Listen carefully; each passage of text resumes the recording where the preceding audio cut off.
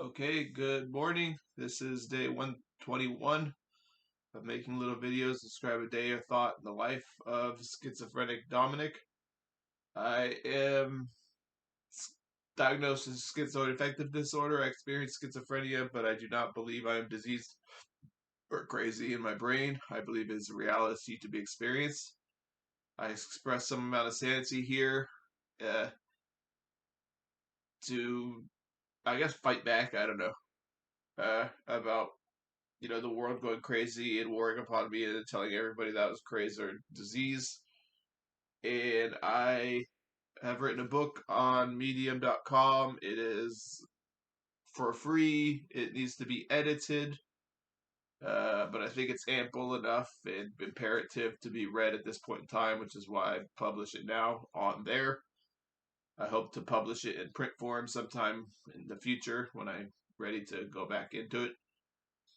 On day 17 of these videos, I express why I call myself schizophrenic rather than targeted individual. On day 45, I give the 3-minute intro into why I make these videos in the first place. Okay, I was going to start off today talking about a synchronicity. And first off, my niece Scarlett is going to finish the 7th grade today, so she will have one more year until she's in high school. And it's crazy to think about.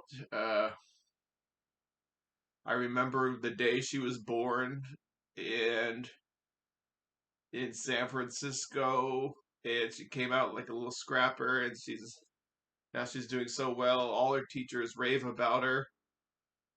They went to the back to school night, and her teachers were all saying like, "Oh, she's so great and everything," and so she's doing really well. And not that it would matter if the teachers didn't like her, but that they do is telling because she's a likable person. She's really great, and she's very intelligent, and she's doing so well in theater and all that.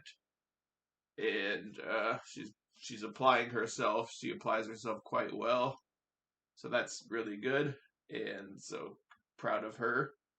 And that's really cool. She gets to have summer now. She's going to be going to England for the London and the Lake District and stuff like that for summer. So that'll be cool. That'll to have her experience that. All right, so I was going to talk a little bit today. Another middle schooler was going to like his final day of middle school today, and his name was Vaughn, and they were giving a shout out to him on KUSC as I was listening to classical music as I was reading my book Never Enough. And this Vaughn, they were dedicating a song to this Vaughn student. And so the synchronicity is that as that was happening, I was reading this passage out of the book, and it's a section in the book called Making Thinking Visible. And in the section of the book, it's talking about when I met Vaughn and Chloe in person in 2021, I was struck by how they spoke about their friendship. The insecurity and loneliness had described feeling was noticeably absent. They laughed, finished each other's sentences, and knew each other's quirks and manners. Anyways, it goes on, and it finishes up with Vaughn is fiercely loyal. And so I thought that was kind of interesting. It's a section that talks about making the thinking visible.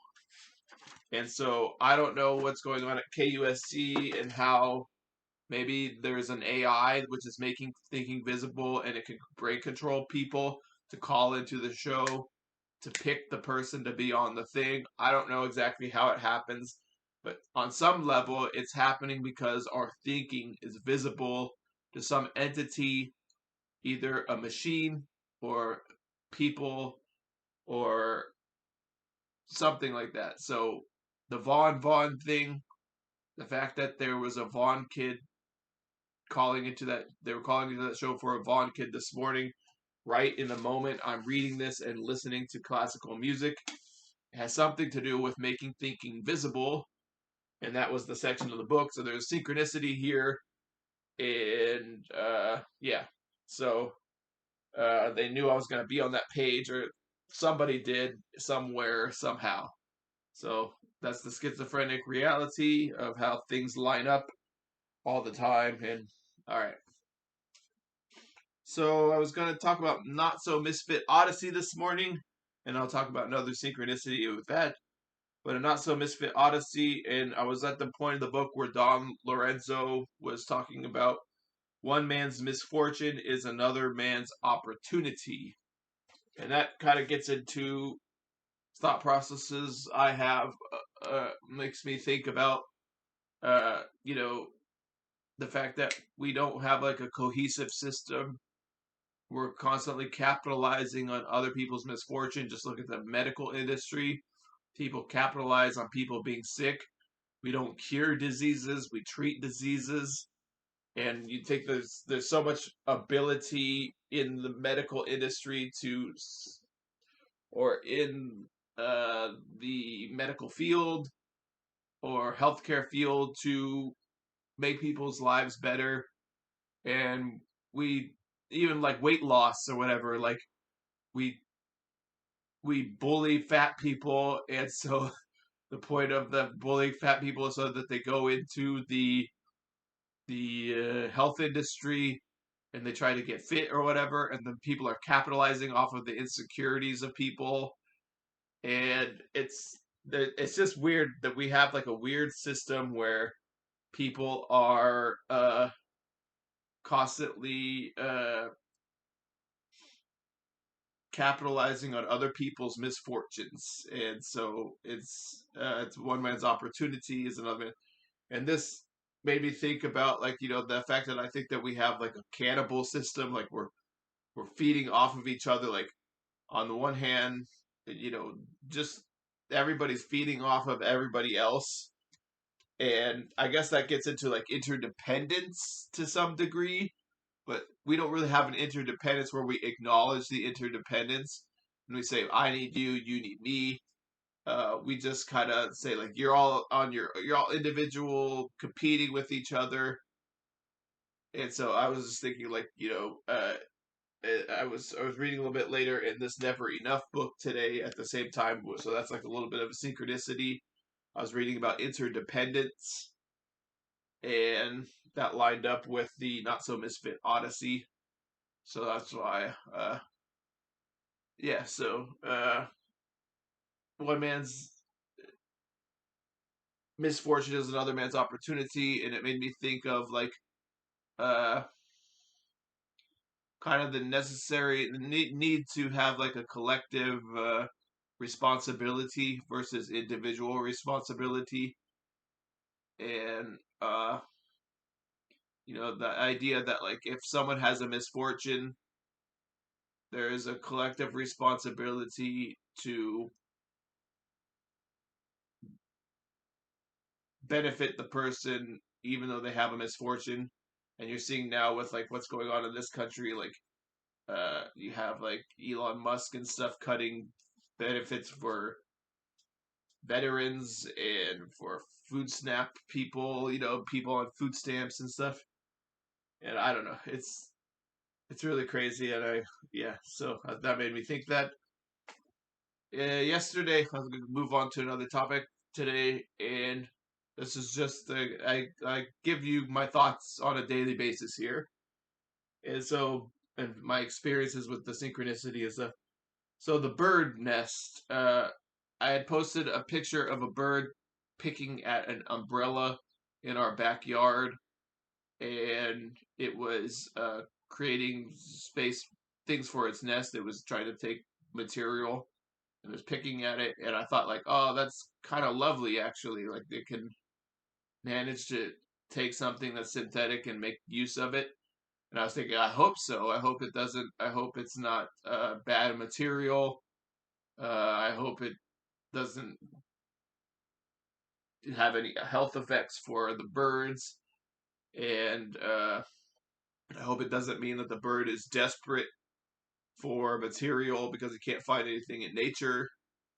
And so, and it reminded me of my book that I'm reading about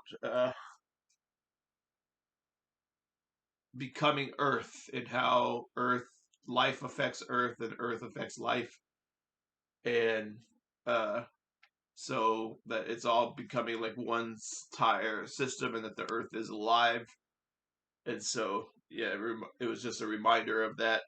And so, uh, I don't know what else to think about it, but that's what I thought about today. In other thing I'm going to talk about is Dodger Stadium. Uh, so the other day, a brick fell off a Dodger Stadium, a concrete brick about the size of a softball, and it struck a Yankee fan in the back. And the Yankee fan was named Aquino. And I thought that was kind of it's not a synchronicity, but it is a little bit synchronicity because in my program there in the mind control programs there was a guy named Michael Aquino who was like a satanist who was involved in mind control with Anton LaVey and stuff like that. And so Michael Aquino was a part of a psych war, mind wars, or psychological wars, warfare and stuff. So I thought that was interesting that it struck a guy named Aquino, and then go into like time travel and stuff. Key, they used to mess with my mind about a key because when I was like a little kid, there was a guy that worked at the Boys and Girls Club, and another kid bent his key, and they questioned me for like, are you gonna rat out the kid that bent the key? And there was an older kid that bent the key, and I think I was like 7, 8 years old or whatever, and I didn't want to fudge on the guy or whatever, so I just pretended like I didn't know, and it was like the most evil thing I've ever done in my life because I wasn't telling the truth or whatever, and it was like so they it's like a trauma that they use for me for like a key no, and they would use keys and everything. The keys were like if I wanted to date a woman, I had to have the key or whatever. And then they would, this was like sex trafficking, human trafficking. I guess this is trauma dumping at the moment, so I don't really want to go into it. But they had it in my program for the mind control and the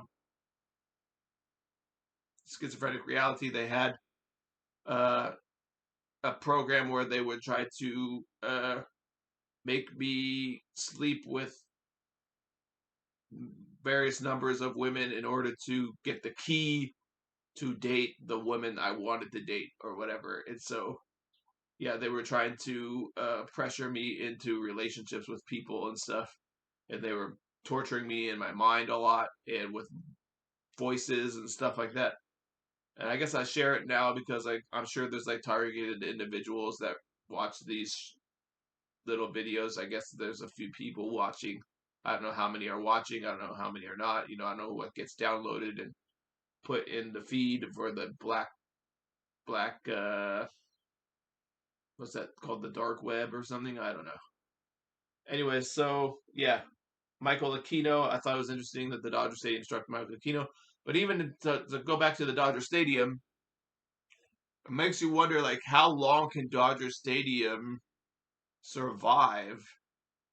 uh how long can Dodger Stadium be in operation without, if it's starting to crumble, you know uh it makes you wonder how long it can go on like that if pieces of concrete are falling off the thing.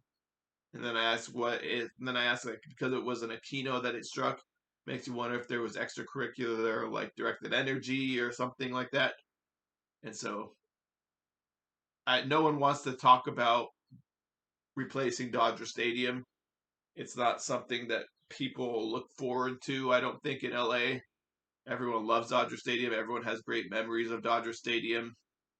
But makes you wonder. It's been around since like what 1960 or something, and it's almost 70 years old, and it might not have been built like the other parks that are lasting a long time in MLB. Like there's some 100-year-old parks or whatever, but like I don't know if Dodger Stadium can make it that far. You know, it might be a different uh, type of building. Like you just look at the Coliseum in Oakland, and it didn't really last. And all right, that's my thought today. No one likes to talk about it. No one likes to think about it. But if it's crumbling, it's crumbling. And so, all right, I'm gonna stop here. I didn't mean to trauma dump a little bit here for a second, as when you're on mind control, sometimes that happens. So I apologize for that. I'll try not to talk about that stuff too much, but it might help somebody. Okay. All right, I gotta stop here. Goodbye.